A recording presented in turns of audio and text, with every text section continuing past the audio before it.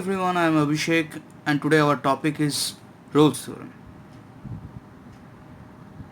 In the year of 1691, this theorem is first proved by a French mathematician Michael Rolle. But he proved this theorem only for polynomial functions. So in the year of 1823, another French mathematician Cauchy proved that this theorem is true for all functions which satisfies certain conditions. Now let us see the statement of this theorem.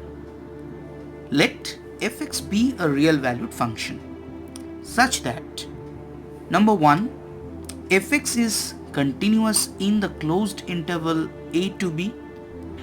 Number 2, fx is differentiable in the open interval a to b. And number 3, that is the functional value at the endpoints of the interval are same, that is f a equals to f b. Then there exists at least one real number c in the open interval a to b, so that f dash c is equals to 0.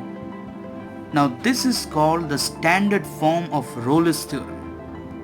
So these are the three conditions so that a function should satisfy to hold the Rolle's theorem.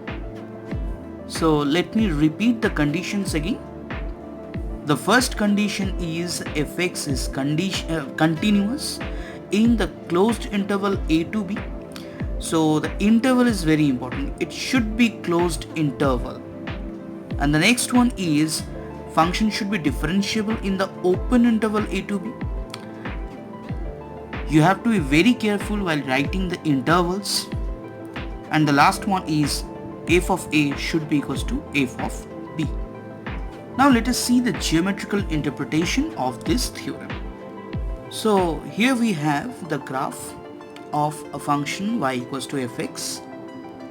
Now we can see from the structure of this graph that there is no discontinuity on this graph, and this function is also a smooth function.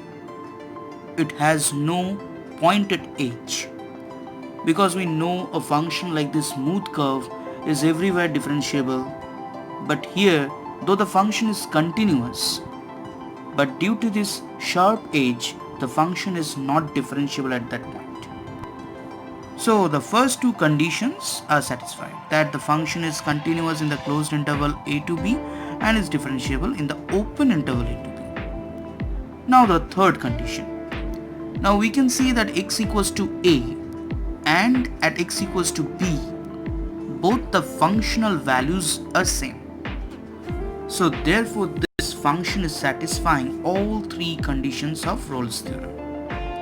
Now in this curve we can see that there are two U-turns. One is here and the other one is here.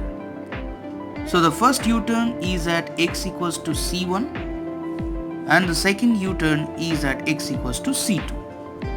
Now we also know that f dash c means the slope of the tangent at the point x equals to c. But here in this graph we can see that at x equals to c1 and x equals to c2, the tangents to this function is parallel to x-axis, and a line which is parallel to x-axis, its slope is 0.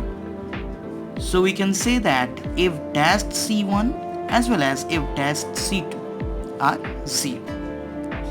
Now according to the theorem, we can get at least one point c between a to b such that f dash c equals to 0, but in this graph we get 2 points.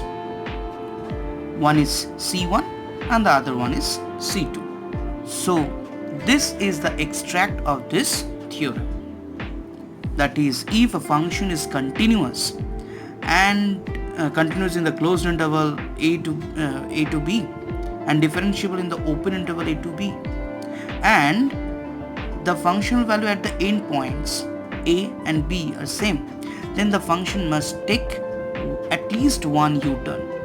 Here in this graph it took two U-turns. Now let us see an example.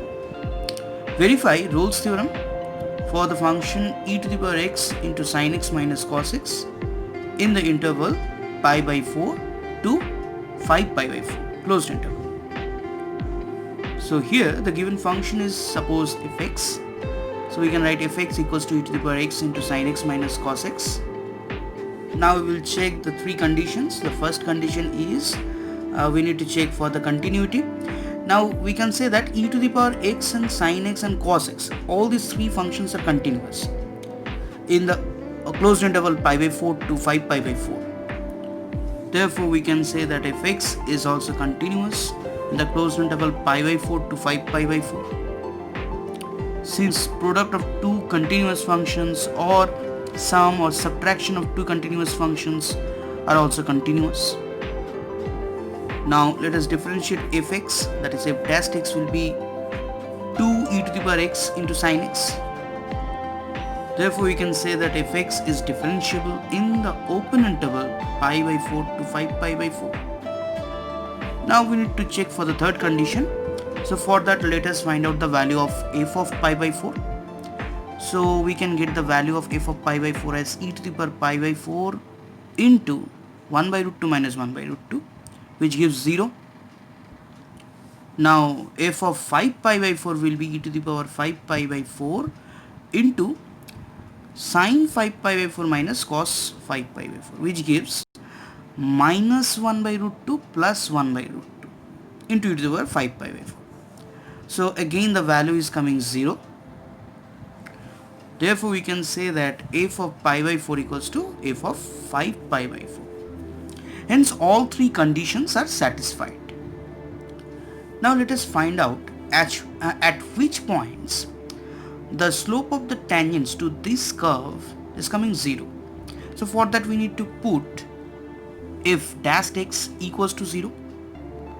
Since we know that f dash x equals to twice e to the power x into sin x, therefore 2 into e to the power x into sin x will become 0. Now e to the power x, for any values of x, e to the power x is always positive. Therefore there is only one possibility, that is sin x will be equals to 0. Now from this we can write the value of x can be 0, pi, 2 pi, 3 pi and so on. But only pi is belonging to the interval, open interval pi by 4 to 5 pi by 4. Hence there exists a real number pi belonging to pi by 4 to 5 pi by 4. So that f dash pi equals to 0. Hence we can say that the Rolle's theorem is verified.